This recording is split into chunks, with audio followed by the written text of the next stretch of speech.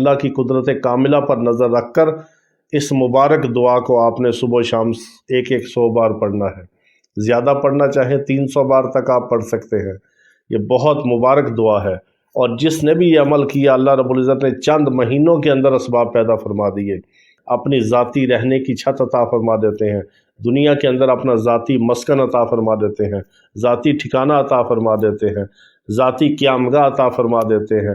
جس کی قیامگاہ اپنی ہو، جس کا مسکن اپنا ہو، جس کا ٹھکانہ اپنا ہو، جس کی چھت اپنی ہو، جس کا گھر اپنا ہو، جس کی رہنے کی اور سر چھپانے کی جگہ اپنی ہو، اسے اور کیا چاہیے؟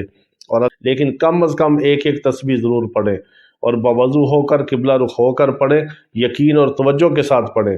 یہ مبارک دعا کیا ہے؟ اللہم اغفر لی ذنبی ووسع لی فی داری وبارک لی فی رزقی۔